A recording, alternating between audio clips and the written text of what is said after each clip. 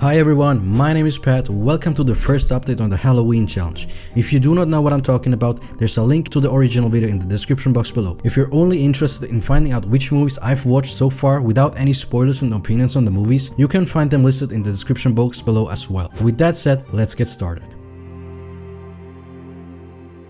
As I mentioned before, I watched Orphan First Kill and was pleasantly surprised. It is grounded in reality, meaning no supernatural causes and everything is realistically plausible, to a degree. In my personal opinion, these types of movies are scarier than the demonic jump scares.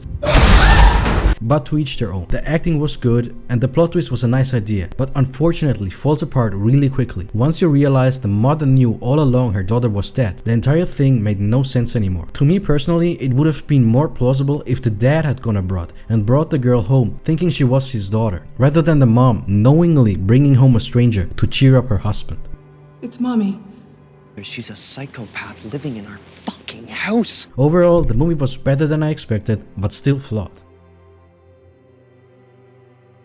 The movie is painfully slow and massively overrated. I watched it at 1.5 times the speed and it was still slow. Normally you miss a lot, but you miss absolutely nothing in this movie. The horror element was composed of jump scares. The worst and laziest form of horror, in my opinion. I was perplexed by the reviews this movie received, as many praise it as some sort of masterpiece, but the story is needlessly indirect, convoluted and somewhat contrived. The plot doesn't make any sense at all until the last 10 minutes of the movie, because that's when the plot twist happens and the basic information is given to the viewer, like which characters are actually real, what is hallucination and what is not. Up until that point, the character interactions are strange and their behavior is eccentric and random. This crucial information should have been better incorporated into the plot and gradually revealed over the course of the movie, rather than just dumped on the viewer at the end. Overall, the pacing was excruciatingly slow. The horror elements were cheap jump scares with no bearing on the overall plot. The plot twists weren't well incorporated either. There are barely any clues embedded in the plot which you could pick up on and piece together. It's an interesting idea, just not as well executed as some people believe it is. I might actually make a video about how I would have tackled the problem of incorporating the twists and how one would have gone about gradually revealing it so that the 1.5 hours don't feel like random scenes. If you're interested in seeing that, leave a like and comment down below and subscribe to the channel. No promises though. Three extremes are 3 45-minute-ish movies by 3 renowned horror directors. First, Dumplings. It is grounded in reality and a credible and good representation of how far some people are willing to go for certain things that they value. It is quite a disturbing experience and not at all that far off from reality. Stem cell facial rejuvenation. It's a unique take on the witches eat children to stay young folklore and I enjoyed it a great deal. The actors were great in it, the pacing was engaging and the cinematography was outstanding. The second shortcut. It was an intriguing idea that completely derailed at the end. It was an interesting take on the psychopath test but ultimately fails to stay suspenseful throughout. The protagonist was awfully calm. His emotions during his ordeal were oddly muted or subdued, while the odd comedy bits destroyed the dreadful menacing atmosphere it tried to build up. Overall interesting, but poorly executed. Third short, The Box. What the hell was this? It seems to be an artistic rendition of incest with extra steps and a plot twist out of nowhere that is an insult to one's intelligence. It takes a few cliched horror elements coupled with weird character interactions to create a bizarre story, if you can even call it that. Apparently, in the end, all of it turns out to be a dream. Overall, it was very disappointing. Visually, it was okay. Story-wise, it was a major dot. Overall, the first one was a short film that was really good. The second one, entertaining at least, and the third one was an utter disappointment.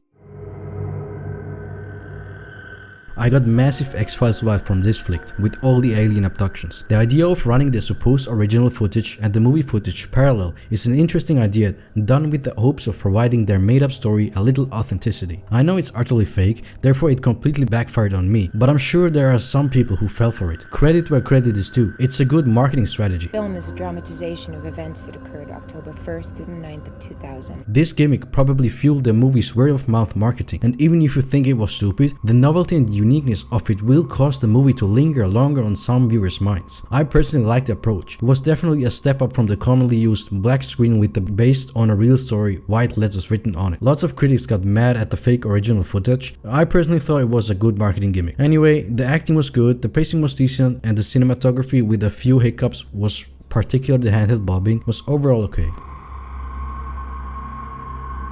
If you ordered Pseudo-Satanism 101 off Amazon, incorporated a few biblical quotes in the hopes of increasing the authenticity, included a nudity clause in the amateur actress's contract, and then brought your horror fanfiction to film, the end product of that would be 5 girls, and somehow Ron Perlman stars in it. The story takes place at the Catholic school, which was closed down after a girl randomly gets taken by a demon. The school reopens and the school mistress plans to sacrifice 5 unruly aspers with behavioral problems to the demon to get her sister back. The movie is as bad as it sounds. You can literally watch it on YouTube for free because nobody would pay to see this movie, ever. It's that bad.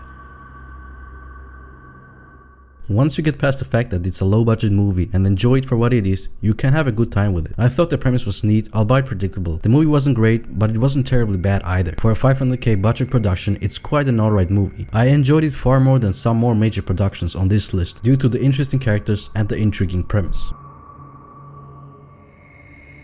The movie starts out very promising with this no-nonsense psychiatrist interviewing patients who have experienced severe trauma. They tell their unbelievable tales that led to their incarceration in the psychiatric facility. As the movie progresses, the initial mystery starts to disappear, and it becomes evident that it serves as nothing more than a vehicle for the 7 patients' stories. The movie concludes with an unneeded twist and in an unsatisfying manner. Overall, the 7 short stories portrayed range from intriguing and entertaining to done-to-death tropes with little to no novelty to them.